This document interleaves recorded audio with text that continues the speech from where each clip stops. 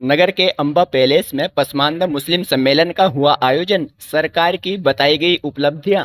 दरअसल कैराना नगर के शामली रोड पर स्थित अंबा पैलेस में रविवार को भाजपा अल्पसंख्यक मोर्चा व अखिल भारतीय पसमानदा मुस्लिम मंच के संयुक्त तत्वावधान में पसमानदा मुस्लिम सम्मेलन का आयोजन किया गया।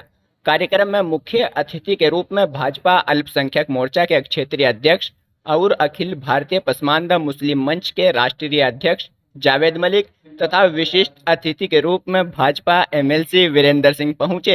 इस अवसर पर अतिथियों ने संबोधन के दौरान कहा कि भाजपा सरकार बगैर भेदभाव कार्य कर रही है। सर्व समाज के लोगों को सरकार की योजनाओं का लाभ दिया जा रहा है। उन्होंने सरकार की उपलब्धियों का बखान किया। इस अवसर पर नगर अध्यक्ष सलीम चौधरी व साजिद अली आर्यापुरी आदि मौजूद रहे।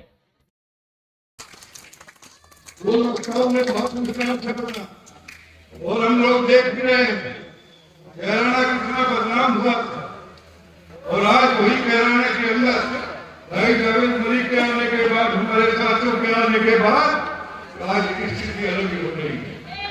मैं हमारे यशस्वी प्रधानमंत्री माननीय मोदी जी, हमारे यशस्वी मुख्यमंत्री माननीय योगी जी, जिन्होंने प्रदेश के कानून व्यवस्था और विकास की व्यवस्था को बदल दिया।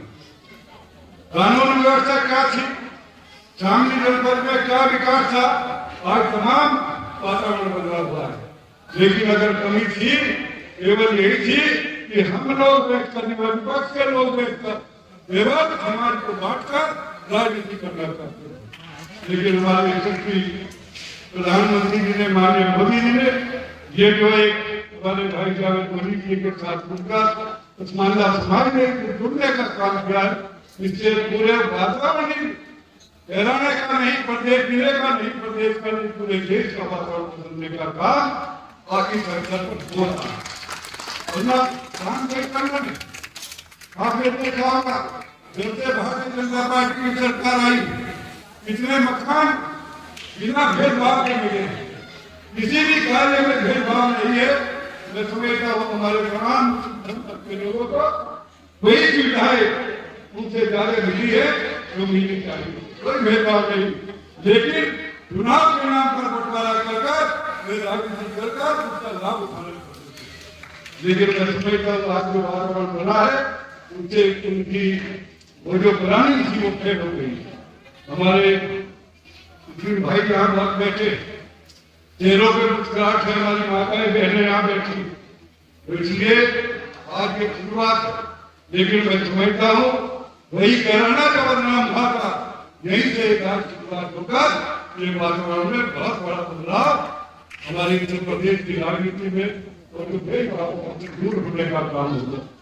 मैं फिर एक बार फिर से अभिनंदन करते हुए अतिथियों का और यही अपेक्षा करता हूँ बैठेंगे भाई इमरान हमारे जिंदगी से और बाकी साथी है, कई बार मिले, समस्या इजराइल आने का भी उद्देश्य यही है।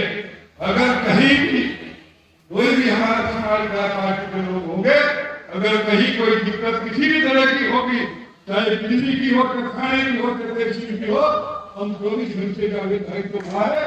लेकिन सब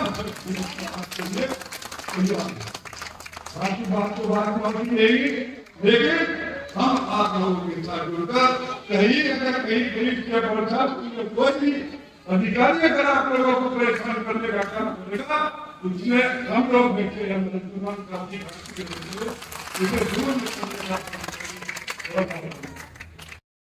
आपसे बात करना चाहूंगा।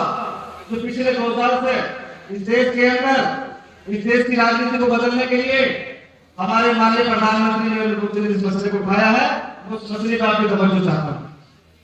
ये कैराना की धरती है, यहाँ पे बड़े बड़े शायर, बड़े बड़े उलेमा, बड़े बड़े हज़रात पैदा हुए हैं और आप सबकी तवज्जो उनके बारे में क्या नहीं, मैं हमेशा इस धरती से जुड़ा रहा, इस धरती पे आता रहा। आज पसमानदा मुसलमानों की क्या हालत इस देश के अंदर है, मैं समझना चाहता हूँ कि आप लोग कितने ऐसे यहाँ मुसलमान बैठे हुए हैं, कितने मुसलमान भाई बैठे हुए हैं जो पसमानदा समाज के बारे में जानते हैं। क्या हाथ उठाकर मुझे बता सकते हैं? मैं भाषण देने नहीं आया हूँ, आप लोगों से बात कर रहे हैं।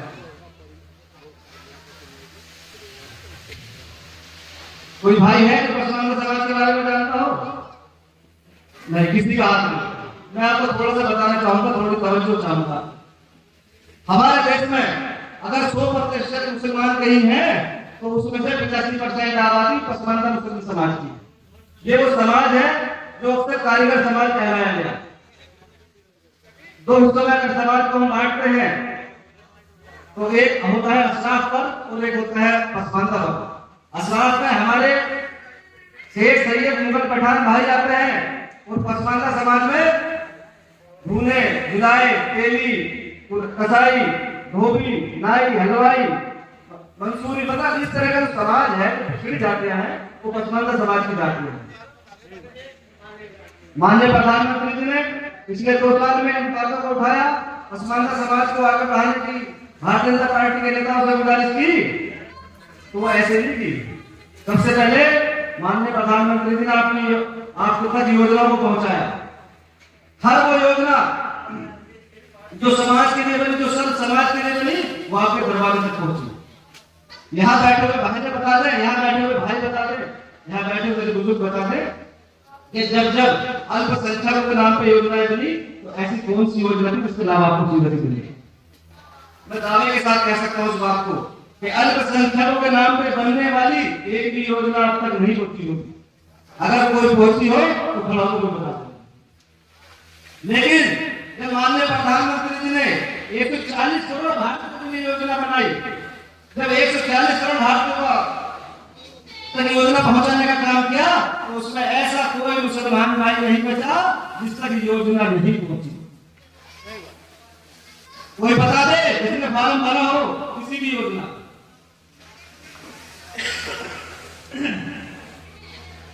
ऐसी एक योजना बताओ जिसका आपने फॉर्म भरा हो और उस योजना का लाभ आपको ना मिला हो। चौधरी वीरेंद्र सिंह जी बैठे हैं, मैं दावे के साथ कह सकता हूं, मेरी उनसे अभी तक कोई बात नहीं इस बारे में, लेकिन कोई योजना ऐसी नहीं बचेगी जो आपके दरवाजे तक नहीं पहुंचेगी। ये हमारे रहनुमा है, हमारे रहबर है, हमारा नेतृत्व करने वाले लोग हैं। तो हमारे को खुशकिस्मती है कि आज हमारे देश का जो शासन है वो माननीय प्रधानमंत्री नरेंद्र मोदी जी और माननीय योगी जी का शासन है, जिनका एक ही उद्देश्य है अपने जनता की, अपने लोगों की, इस सारे समाज की अधिकारों की रक्षा करना। दोस्तों, सरकार का काम है सड़क मुहैया करानी, शिक्षा मुहैया करानी, स्वच्छता मुहैया करानी। इन सब चीजों से आप कहां चुके? कोई मुसलमान भाई, कोई पसमानदा मुसलमान भाई ये कहे तो सही कि हमें कुछ योजना का लाभ नहीं मिला, हमें फला योजना का लाभ नहीं मिला। लानत है हमारे ऊपर, हमारे सामने ऐसा मंच पर जो हम आपकी सेवा न कर सके, तो सरकार में रहने के बावजूद आपको किसी योजना का लाभ न दिला सके, कोई फायदा नहीं हमारे यहाँ होने का, कोई फायदा नहीं हमारे घटना होने का। क्या बात है? अगर हम आपके साथ काम नहीं कर सकते, अगर हम आपके काम नहीं आ सकते, क्या जरूरत है भीषण करने यहाँ बैठने की, यहाँ के सुनने के लोगों को? कोई जरूरत नहीं। लेकिन एक बात बहुत ईमानदारी के साथ मैं कहना चाहूंगा कि अगर हमारे साथ हमारा नेतृत्व हमारी भलाई के लिए काम कर सकता है तो हमें भी एहसान फरामोश नहीं होना। हम उस कौम के बाशिंदे हैं जिसने कभी एहसान फरामोश नहीं की। हमें भी सबके साथ मिलकर, सबके साथ चलकर, सबके साथ कंधे से कंधा मिलाकर समाज के साथ जुड़ना होगा, समाज की मुख्य धारा में आना होगा। ये समाज, ये देश जितना हिंदुओं का है उतना ही मुसलमानों का है। दोस्तों, आज हम यहाँ इकट्ठे हुए हैं पसमानदा समाज की आवाज को बुलंद करने के लिए इकट्ठा हुए हैं। आज मैं मंच में बताना चाहूंगा कि कई प्रधान बैठे हुए हैं, कई सरकार के सदस्य बैठे हुए हैं, कई हमारे कार्यकर्ता बैठे हुए हैं। ये वो लोग थे जिनको कभी मंच नहीं मिलता था, जिनको कभी सरकार में हिस्सेदारी नहीं मिलती थी, जिनकी कभी कहीं पूछ नहीं होती थी। आप बता दो, आपके बीच में से आपका कोई भाई कभी चेयरमैन बना, आपका कोई भाई कभी सरकार में सदस्य बना, आपका कोई भाई कभी मंत्री बना?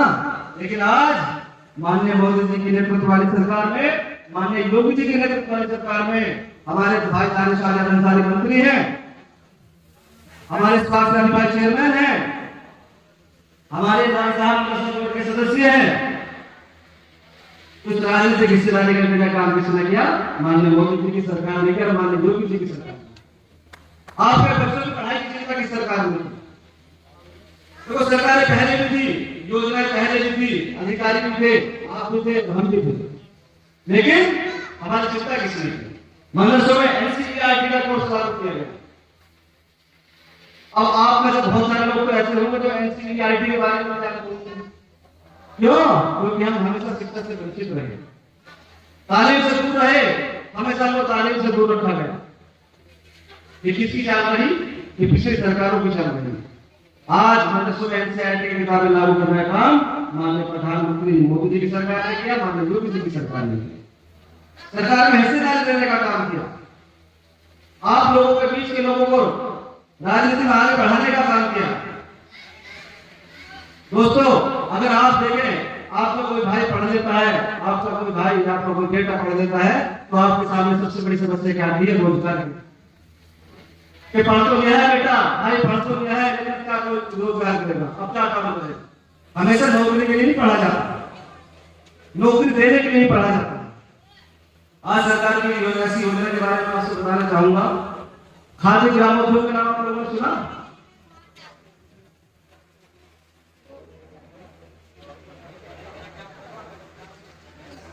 केंद्रीय खाद्य ग्रामोद्योग एक सरकार का, उसमें 8वीं पास बच्चे को, 8वीं पास नौजवान को 50 लाख रुपए तक का लोन मिलता है, 35% सब्सिडी के साथ। आप में से कितने लोगों ने लिया लोन? कितने लोगों ने सरकार से पैसा लिया? कोई बताएगा? क्योंकि आपको इस योजना का ही, और इतनी आसान योजना PMEDT, आप गूगल में सर्च करोगे, आज तो सबके पास मोबाइल है, लिख के तो बोल के सर्च कर लोगे। इस योजना का लाभ मैं चाहता हूं जो हमारे भाई यहाँ बैठे हुए हैं, सामने बैठे हुए हैं या मंच पर बैठे हुए हैं, अपने भाइयों को बताओ कि जितने भी हमारे 8वीं पास भाई हैं वो PMEDT योजना से लोन दें, अपना कारोबार करें, रोजगार देने का काम करें, नौकरी मांगने का काम न करें, नौकरी देने का काम करें। लेकिन इन योजनाओं तक आप पहुंचेंगे नहीं, किसी ने बताया नहीं, जनप्रतिनिधि ने आपको नहीं बताया होगा। और जरूरी नहीं है 50 लाख के लोन है, आप 10 लाख में लोन ले सकते हैं।